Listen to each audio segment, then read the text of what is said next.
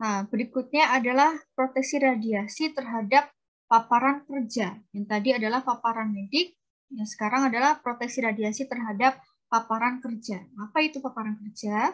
Paparan kerja adalah paparan radiasi yang diterima oleh pekerja, yang diterima oleh radiografer, baik itu dari sumber internal maupun eksternal.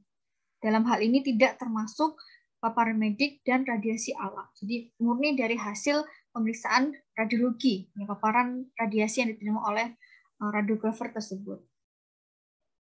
Nah, berkaitan dengan paparan kerja ini akan berhubungan dengan NBD, ya, atau nilai batas dosis. Tadi untuk NBD itu terkait dengan prinsip atau asas proteksi radiasi yang apa?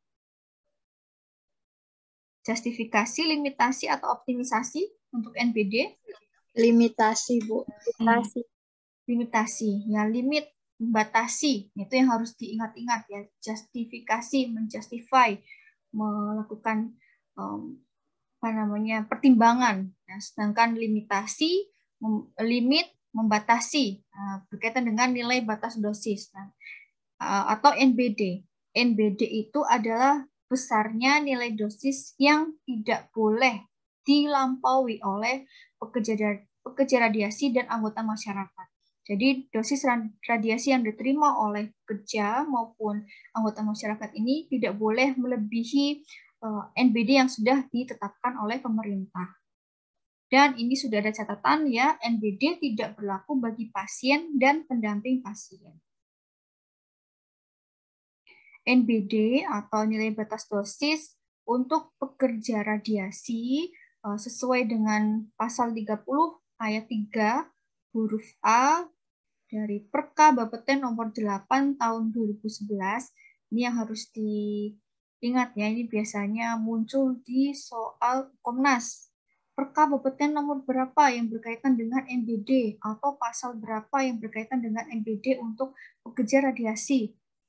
Yang pertama untuk pekerja radiasi itu terdapat dalam pasal 30 ayat 3 huruf A dari Perka Bapeten nomor 8 tahun 2011 ya, karena perka dari Bapeten cukup banyak. Nah, yang perlu diingat untuk NBD itu Perka nomor 8 tahun 2011.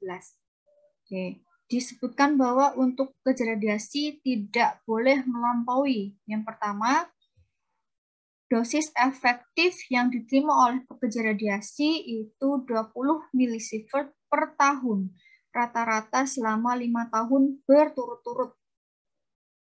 Oke, yang kedua adalah dosis efektif yang diterima oleh pekerja radiasi adalah 50 milisievert dalam 1 tahun tertentu. Dari poin 1 dan poin 2 sudah bisa dipahami atau masih bingung? Ada yang bingung nggak dengan pernyataan nomor 1 dan 2? Masih bingung, Bu. Masih bingung. Oke, jadi yang harus dipahami adalah dosis efektif yang diterima pekerja radiasi ini diatur atau dihitung rata-ratanya selama 5 tahun. Nah, jadi 5 tahun pekerja radiasi itu bekerja dan dosis yang diterima itu berapa. Nah, dihitung itu tidak boleh melebihi dari 20 milisievert selama 5 tahun. Nah, rata-rata dari 5 tahun itu tidak boleh melebihi 20 milisievert. Yang kedua, nah dalam 5 tahun itu, nah di salah satu tahunnya itu tidak boleh melebihi dari 50 sievert. Ya, 50 dibagi 50, maaf. Dari 5 tahun itu rata-ratanya itu adalah maksimal 20 milisievert. Boleh nggak kalau misalnya di 1 tahun di 5 tahun ini salah satu tahunnya 40 milisievert. Boleh nggak di salah satu tahun ini di antara 5 tahun pekerja radiasi mendapatkan 40 milisievert di tahun kedua? Boleh. Boleh ya. Karena ada aturan ini. Yang tidak boleh itu di salah satu tahun tidak boleh melebihi dari 50 milisifat. Ya, ini artinya. Jadi selama 5 tahun rata-ratanya itu maksimal 20 milisifat. Tetapi di salah satu tahunnya itu tidak boleh melebihi dari 50 milisifat. Misalnya, di tahun pertama itu 10 milisifat. Yang kedua 30 milisifat. Berikutnya di tahun ketiga 10 milisifat lagi, tahun keempat 20 milisifat, tahun terakhir berapa milisifat. Tetapi setelah di rata-rata itu tidak melebihi 20 milisifat, nah itu aman. Tidak melebihi nilai batas dosis. Tetapi ternyata di antara 5 tahun itu, misalnya rata-ratanya tetap 20 milisifat, tetapi di salah satu itu ada yang 60 milisifat. Nah, ini yang tidak boleh. Ya, ini maksud dari poin nomor 1 dan poin nomor 2 yang harus diperhatikan. Oke, berikutnya adalah dosis ekivalen yang diterima oleh pekerja radiasi pada organ lensa mata itu tidak boleh melebihi 150 milisifat dalam 1 tahun, dan untuk tangan, kaki, dan kulit itu 50 milisifat dalam 1 tahun. Ini untuk pekerja radiasi. Berikutnya adalah untuk anggota masyarakat tertuang dalam pasal 30 ayat 3 huruf B Kabupaten nomor 8 tahun 2011 menyebutkan bahwa tidak boleh melampaui dosis efektifnya adalah 1 milisifat dalam 1 tahun. Berikutnya adalah dosis ekivalen untuk mata itu 15 milisifat dalam 1 tahun, dan dosis ekivalen kulit 50 milisifat dalam 1 tahun. Oke. Jadi agar NBD yang diterima oleh pekerja radiasi khususnya itu tidak terlampaui, pemegang izin itu harus mengupayakan ya beberapa hal atau beberapa langkah. Yang pertama adalah menyelenggarakan pemantauan paparan radiasi dengan survei meter. Ya, jadi diukur di ruangan itu paparan radiasinya apakah berlebih atau tidak. Berikutnya adalah melakukan pemantauan dosis yang diterima masing-masing personel dengan cara memberikan atau memasang ya film badge atau TLD badge dan juga dosimeter perorangan yang hasilnya bisa dilakukan secara langsung, dibaca secara langsung, dengan catatan film badge, TLD badge, dan dosimeter ini harus terkalibrasi dan harus dibacakan secara periodik, ya berkala. Tuh. Berikutnya adalah menyediakan peralatan dan perlengkapan proteksi radiasi yang memadai. Dan yang terakhir ini adalah melakukan rolling tempat kerja. Ya, mungkin kalian menjumpai pada saat PKL itu di bulan pertama radiografer A bekerja di ruang siam, radiografer B bekerja di ruang konvensional, radiografer C bekerja di ruang CT scan. Nanti setiap berapa bulan sekali atau tiap bulan itu akan rolling, atau bahkan di rumah sakit itu juga menerapkan rolling itu setiap hari. Ya, hari Senin misalnya radiografer A di ruang konvensional, radiografer B bekerja di ruang siam, radiografer C bekerja di ruang MRI dan sebagainya. Jadi di rolling ya, agar apa? Agar dosis yang diterima oleh pekerja radiasi itu tidak ada yang berlebih, ya tidak ada yang sedikit sekali, tidak ada yang terlalu tinggi juga tidak. Jadi seimbang, merata semua. Kan kasihan kalau misalnya radiografer mendapati tempat kerjanya, ruang kerjanya itu di ruang siam terus, ya, atau di ruang untuk fluoroscopy terus atau CT scan terus, kan kasihan akan mendapatkan paparan radiasi yang berlebih, ya dibandingkan dengan radiografer yang bekerja di ruang MRI, di ruang konvensional seperti itu, ya. Jadi harus di rolling. Oke, selanjutnya ini sudah ke contoh soal. Untuk materinya bisa dipahami? Bisa, Bu. Saya, jadi ada beberapa poin yang harus dicermati untuk proteksi radiasi tadi ya. Untuk prinsip dan asas proteksi radiasi itu ada apa saja? Ada yang bisa menyebutkan? Ada justifikasi, limitasi, sama optimasi. Optimisasi ya. Kalau justifikasi, apa itu makna justifikasi? Manfaat harus lebih besar daripada risiko atau kerugian yang diterima. Oke, justifikasi kita harus menjustify, mempertimbangkan bahwa manfaat yang akan diterima oleh pasien itu lebih besar dibandingkan dengan resiko yang diterima. Contohnya apa tadi? Pada pemeriksaan Mamografi.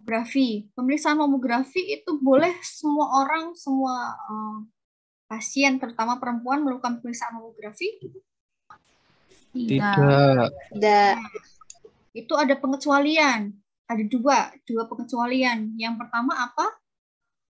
Umur 40 tahun ke atas. Untuk yang kedua itu ada keturunan riwayat CA. Oke ya, jadi yang kedua boleh kurang dari 40 tahun tetapi ada riwayat keluarganya yang menderita CA atau kanker dari mame. Terus ada prinsip yang kedua yaitu limitasi dosis. Apa itu arti limitasi dosis? Dosis yang diterima, batas dosis yang diterima pasien sama pekerja radiasi. Bagaimana itu penjelasannya? Tidak boleh apa? Tidak boleh melebihi batas. Tidak boleh melebihi batas yang sudah ditentukan. Ya, tidak boleh melebihi batas dari NBD yang sudah ditentukan ya. NBD itu berlaku untuk siapa saja? Pekerja radiasi, pekerja magang, dan anggota masyarakat. Oke. NBD limitasi dosis, kita membatasi dosis yang diterima itu untuk pekerja radiasi, radiografer itu sendiri, berikutnya adalah magang, mahasiswa, yang terakhir adalah anggota masyarakat. NBD tidak berlaku bagi siapa saja? Pasien dan pendamping pasien. Pasien dan pengantar pasien. Oke. Mengapa pasien dan pendamping pasien itu tidak diberlakukan NBD?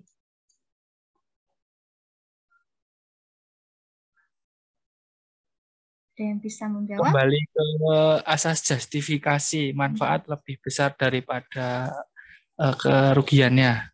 Oke, ya, oke betul ya. Jadi meskipun pasien itu juga akan mendapatkan paparan radiasi, ya, tidak diperlukan NBD. Meskipun tidak diterapkan NBD pun, kita kembali ke lanjut ke optimisasi tadi ya, prinsip dari proteksi radiasi yang ketiga, yaitu optimisasi. Meskipun akan mendapatkan pemeriksaan radiologi, ya, tetapi harus dioptimalkan. Optimalkan apanya?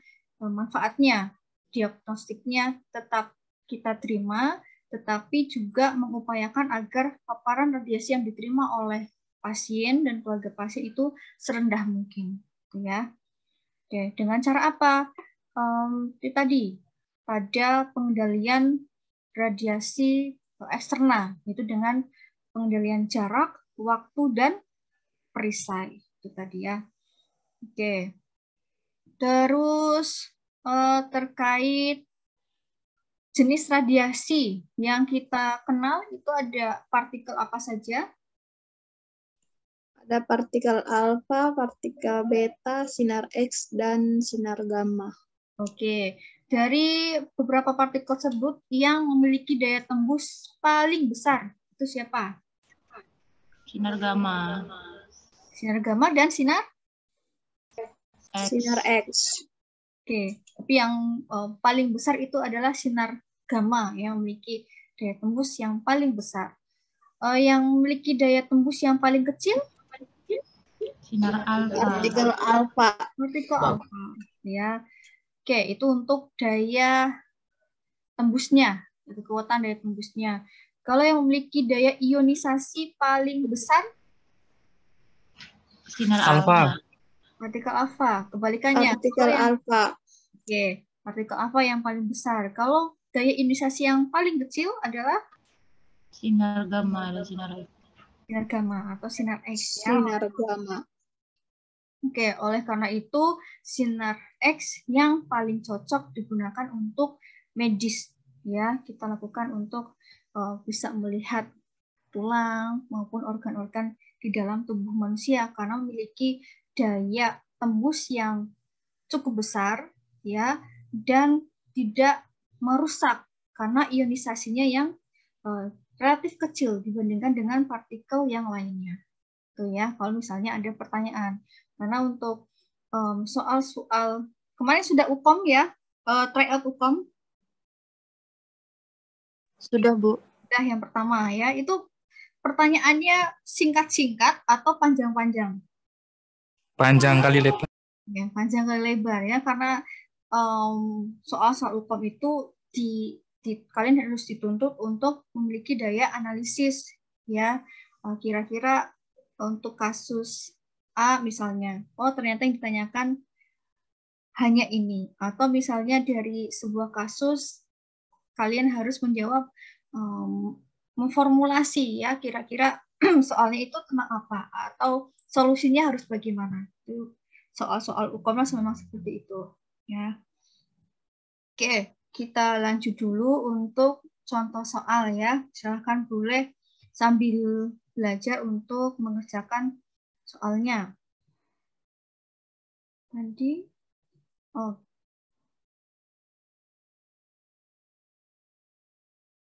Nah, silakan boleh dikerjakan masing-masing. Setelah ini nanti ada jawabannya. Kalau sudah, boleh bilang sudah. Kira-kira apa jawabannya? D, Bu. D, Bu. D. D. Ada jawaban lainnya? D, Bu, D. D. Kenapa D? D, Bu.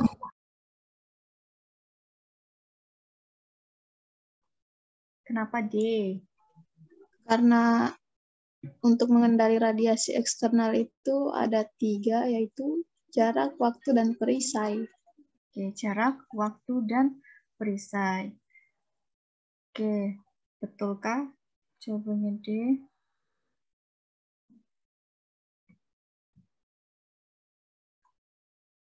Bentar, ini kok nggak bisa di-share. Oke, betul ya, jawabannya D. Kita harus mengendalikan radiasi eksternal, mengupayakan adanya proteksi radiasi dengan cara mengendalikan jarak, waktu, dan perisai. Ya, artinya jarak kita harus mengupayakan seoptimal mungkin dalam melakukan eksposi, ya, terus juga harus diupayakan jarak dari sumber itu tidak terlalu dekat, ya. Oke, karena jarak itu berbanding terbalik dengan intensitas radiasi yang akan diterima. Semakin jauh, maka intensitas radiasi yang diterima, dosis radiasi yang diterima, akan berbanding terbalik, akan lebih sedikit yang diterima. Sedangkan waktu, ya, sedangkan waktu itu kita upayakan dengan apa? Kita tidak boleh berlama-lama jika berada di sumber radiasi eksternal. Ya, berikutnya yang kedua, pada pemeriksaan radiodiagnostik mengupayakan ya mengoptimalkan waktunya optimal mungkin ya, efektif mungkin ya, sesingkat mungkin dalam pemeriksaannya. Perisai itu tadi ada shielding ya, contohnya pada penggunaan apron ya, dan lain sebagainya. Berikutnya, kalau justifikasi, limitasi, dan optimisasi itu masuk ke dalam asas atau prinsip proteksi radiasi. Ini yang harus diingat ya, karena sering terbalik-balik. Justifikasi itu apa ya? Termasuk dalam prinsip atau faktor pengendali. Itu yang harus diingat-ingat. Oke, berikutnya. Nomor 2.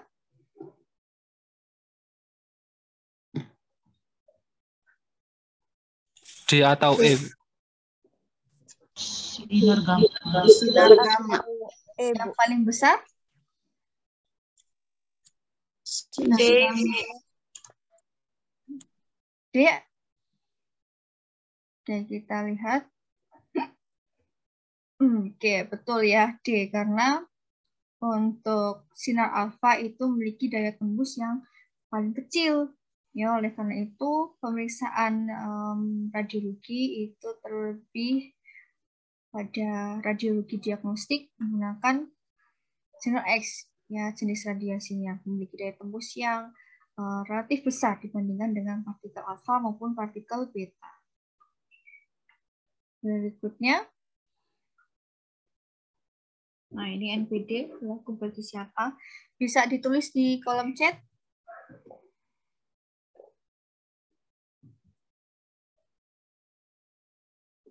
Kira-kira jawaban nomor 3 apa?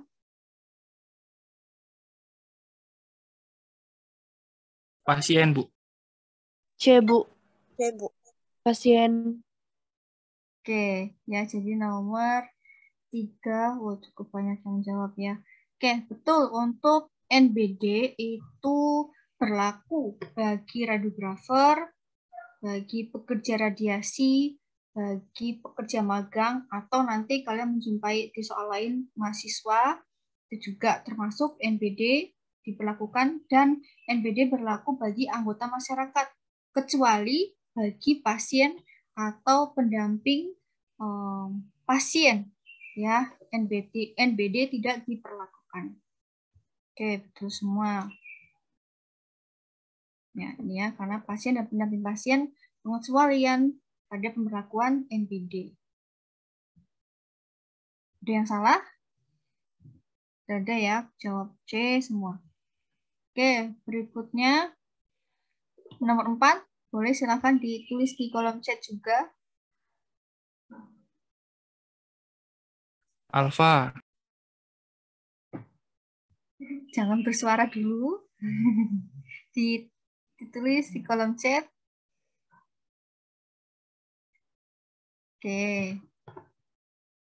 Jadi tadi untuk menghafal ya dalam hal ini adalah mana yang daya tembusnya paling besar, mana daya ionisasi yang paling besar, cukup dihafalkan 1 ya. Contohnya tadi daya tembus yang paling besar itu adalah sinar gamma dan sinar X tadi ya. Dan kalau sinar gamma itu memiliki daya tembus yang paling besar, berarti sinar alfa itu yang paling kecil daya tembusnya untuk daya tembus. Berikutnya untuk daya ionisasi, ya, dalam pemeriksaan radiologi itu lebih banyak penerapannya penggunaan sinar X karena dia tidak relatif lebih kecil dalam merusak, ya, dalam mengionisasi.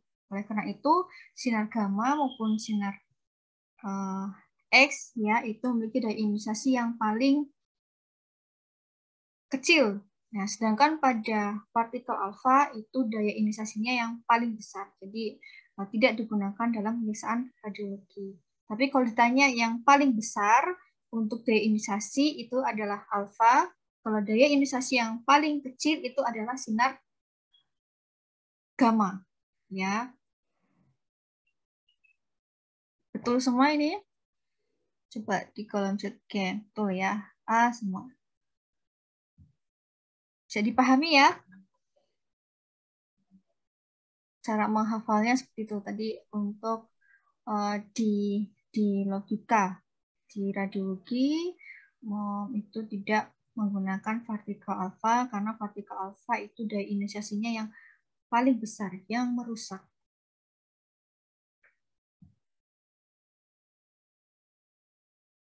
Nih, tuh ya. Selanjutnya nomor 5 boleh dijawab di kolom chat. Jawabannya apa?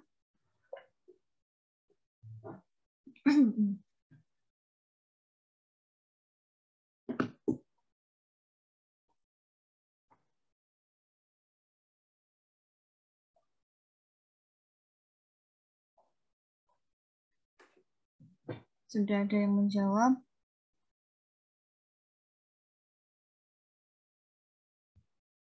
Oke, prinsip proteksi radiasi ada 3, yaitu justifikasi, limitasi, dan optimisasi. Oke ya. Kalau untuk limitasi, ya dari kata limit, yaitu membatasi. Oke, jawabannya adalah A. Ya, betul ya. Kalau justifikasi itu menjustify bahwa manfaat yang harus diterima itu lebih besar daripada resiko. Kalau ditanya justifikasi, berarti jawabannya adalah yang C ya. C. Oke, kalau ada enggak jawaban optimisasi di sini? Oke, nanti kalau pertanyaan terkaitan dengan optimisasi, mengoptimalkan bahwa meskipun meskipun pasien itu menerima atau melakukan pemeriksaan radiologi, paparan radiasi yang akan diterima itu harus dioptimalkan serendah mungkin dan tetap mengoptimalkan bahwa citra diagnosisnya akan diterima. Betul ya, nomor 5. Nomor 6. Oh, baru tak bahas, ternyata muncul soalnya. Nomor 6 apa ini? Boleh dijawab di kolom chat.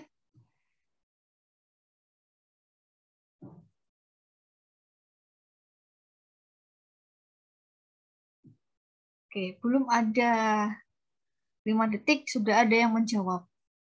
Ya. Kemarin saat UKOM itu, tryout UKOM berapa soalnya? 180, Bu. Dalam waktu? 180 menit. 3 jam, Bu. Bisa diskon nggak, Bu? Oke. Sudah pernah mendapatkan cerita dulu UKOM 5 tahun, 3 tahun sebelumnya gimana? Belum pernah. Belum tahu, Bu. Belum tahu. Oke. Jadi saya itu UKOM di tahun berapa itu? Oke, pokoknya ada ya di tahun berapa saya lupa. Nah, itu masih dilakukan secara regional ya. Dulu saya kampusnya di Semarang, jadi UKOM-nya dilaksanakan secara regional wilayah mana? Jawa Tengah gitu ya. Dan di Jawa Tengah kan untuk D4 hanya 1, jadi dilaksanakan di Semarang gitu. Nah, untuk yang D3 itu juga sama, dilakukan secara regional dari daerah Jawa Tengah sendiri, nanti Jakarta sendiri, Jogja sendiri, Bali sendiri, tidak dilaksanakan secara nasional. Tuh. Yang membuat soal juga regional juga, wilayah per wilayah. Untuk daerah Jogja itu nanti oleh organisasi profesi yaitu PARI dan juga institusi pendidikan ya, Bapak Ibu dosen maupun dari radiografer yang membuat soal itu untuk UKOM per wilayah, per regional. Nah, untuk yang UKOMNAS itu berlaku mulai kapan ya? Kalau tidak salah mulai adik tingkat saya itu setahun 2 tahun berikutnya itu sudah mulai UKOMNAS. Jadi pelaksanaan UKOM itu dilaksanakan secara nasional. Ya, yang membuat itu pusat, bukan dari wilayah Jogja sendiri, DIY sendiri, mana lagi Bali sendiri itu tidak, tetapi secara nasional. Nah, yang membuat siapa? Nah, salah satunya adalah organisasi profesi dari PARI, ya dari institusi pendidikan, ya termasuk dari UNISA juga, itu kemarin kalau tidak salah Bu Asih yang mewakili, jadi Bu Asih ikut serta di dalam proses pembuatan soal UKOMNAS. Nah, kalau misalnya tadi pertanyaannya bisa didiskon nggak Bu? Nah, kalau misalnya bisa, tentu kita mengupayakan ya, karena dalam waktu 180 menit, soalnya 180 itu juga cukup berat ya, tetapi ini ketentuan dari pusat secara nasional, itu sudah keputusan bulat, keputusan bersama oleh ya, pemangku kepentingan juga. Jadi mau tidak mau harus sesuai itu. Kalau misalnya ditanya, dulu gimana Bu? Waktunya berapa lama? Soalnya juga berapa? Sama. Soalnya itu juga. Tetapi bedanya kalau ini kan secara nasional ya, digelarnya secara nasional, dilaksanakan secara nasional, serentak, dan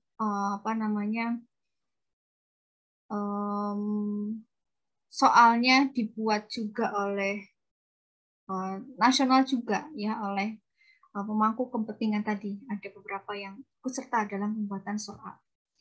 Terus, oh ya, bedanya kalau dulu masih menggunakan sempat paper base ya, belum yang komputer base, tapi ada juga yang D3. Kalau saya, kalau nggak salah sudah komputer base, tapi yang D3 masih paper base. Jadi dulu masih belum seperti ini ya, belum semodern sekarang. Tryout-nya sudah secara CBT, lalu nanti juga UKOM-nya secara CBT gitu. Gitu ceritanya ya, kalau sekarang sudah nasional. Nah, jadi dalam menjawab soal-soal, ya harapannya juga sama seperti tadi ya, ketika membaca itu kalau menyelesaikan soal dibaca dulu soalnya apa.